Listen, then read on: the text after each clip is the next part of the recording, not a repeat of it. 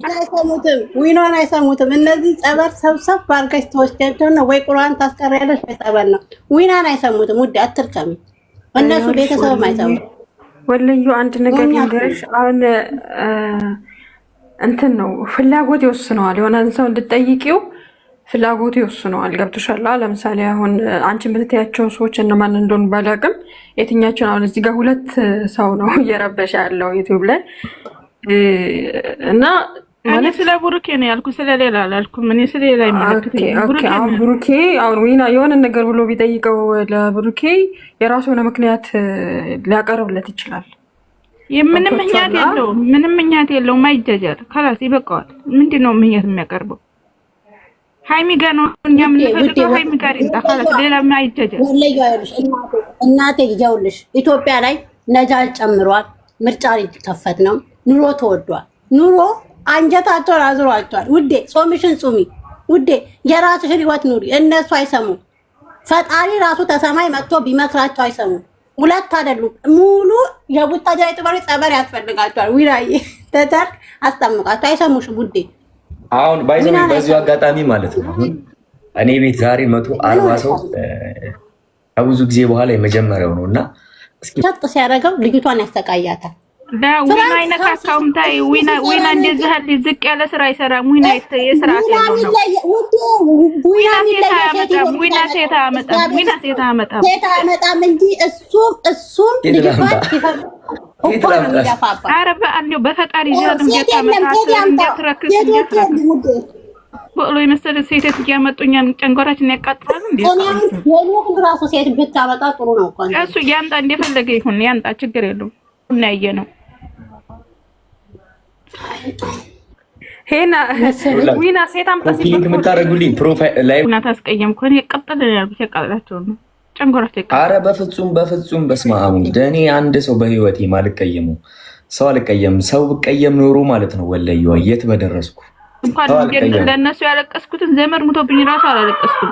ምን እናድርግ መሰላችሁ? አሁን በቃ የኦርቶዶክስን ጸሎት እናድርግላቸው እንዳት ወንድምዬ፣ ጸሎት እንዳትለለት ጾም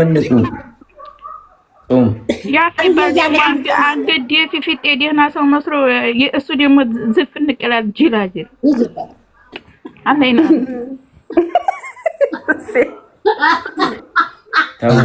ተው ሰው አትሳደቡ በማርያም። ወሎዬዋ ተረጋጊ በቃ ያልፋል። አሁን እኮ ይኸውልሽ ይሄ ሁሉ ነገር ዛሬ ለምን ይዞ መጣችን ቦሎ የመሰለኝ ቆይ አንዴ ስሚኝ ማለት ይሄ ሁሉ ነገር ያልፋል። ይሄ ሁሉ ነገር ሊያልፍ ነገር የማያልፍ ነገርን አናውራ። ይቅርብሽ ደግሞ ጾመኛ ነሽ ይቅርብሽ። አይ እኔ የምታከብሪኝ ከሆነ እኔ የምታከብሪኝ ከሆነ ይቅርብሽ። በቃ አትሳደቢ። ለአንቺ ብዬ ነው። እኔ ወለዩ አንደኛ ያውልሽ የቤቱን ባለቤት ማስጠቆር ነው። ሁለተኛ እዚህ ጋር ያለው ዊናም እዚህ ጋር አሁን ቲጂ ይልሽ 152 ሰው ያለው እኔ ይኸውልሽ እኔ ቲጂ ትላንትና እንደው መዝሙር ክፈትልን ከቻልክ ስለተሰማኝ ነው። ወላሂ እኔ ለቤተሰብ ዘመድ ሙቶብኝ እንኳን ከኢትዮጵያ ተረድቼ እንደዛ አልቅሼ አላውቅም።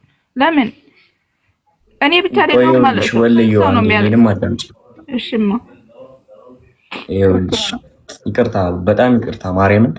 እኔ ማንም ሰው እኔ ጋር የፈለገ ሀሳቡን ቢነግረኝ በህይወቴ በጣም ሰሚ ልጅ ነኝ ማለት የሁሉንም ሰው ችግር ነው የምሰማው። በጣም ጓደኞቼ ምናምን ሁላቸውም እኔን የሚያውቁኝ ሁሉም ሰው ሲያወራ እሰማለሁ። በቃ እኔ በጣም አዳማጭ ነኝ። ግን አሁን አንዳንድ ነገሮች አሉ። ለምሳሌ አሁን እንደዚህ አይነት ወሬዎች ሲነገሩ ምናምን አሁን ቁጭ ብዬ ብሰማ ባይዘይ ሁለት ወገን አለ። አሁን የእናንተ ወገን አለ፣ አሁን የሌላ ሰው ወገን አለ። እናንተ እኔ ቤት ገመታችሁ ነገር ስታወሩ ስትሳደቡ ምን ስትሉ እዛ ቤት ያለ ሰው እኔን ይቀየመኛል። እኔ እኔ ደግሞ ቲጂ እንዳለችው ነገር ትንጥዬ ነገር ነው የምትገንብኝ። እኔ የሆነ ጊዜ አስታውሳለሁ እንደዚህ ቤቴን ከፍቼ መተው እንደዚህ አውርተው በአንድ ሳምንት ምናምን ማለት ነው እግዚአብሔር ነው የምላቸው 5000 ሰብስክራይብ ነው የቀነሰብኝ። እኔ ምንም አልናገርም ብዬ ማለት ነው። እና አይኑ በቃ የሚደረገው ነገር ጥሩ ላይሆን ይችላል፣ ግን እግዚአብሔር ደግሞ ነገ መልካም ቀኖችን ሊያመጣ ይችላል። እግዚአብሔር ነገ መልካም ቀኖችን ያመጣል። አይደለም እኛ ያለነው ሰዎች እቺ የምንኖርባት ሰማይና ምድር ራሱ ያልፋል፣ ይጠፋል። ሁሉ ነገር አላፊ ነው አይደል? ለሚያልፍ ነገር ሁላችንም እዚህ ጋር ይሄ ደስ የማይሉ ቃላቶች ምናምን እየተነጋገር አንሰዳደም ፕሊስ። ሌላው ሁላችሁንም የምወዳችሁ እሺ ብናዬ ይቅርታ፣ ያኔ ስለማወዳቸው ስሜታማ ስለሆንኩ ሁለቱ ተነጣጥለው ማየት ስለማልፈልግ ነው እንጂ ችግር የለውም። ተረድቼ እኔ ወለየው እኔ አልተቀየምኩሽም፣ ምንም አልተቀየምኩሽም። የምችለው ነገር ቢሆን ኖሮ ይኸው ልክ እዚች ጋር ፍትት አድርጌ እነግርሽ ነበር።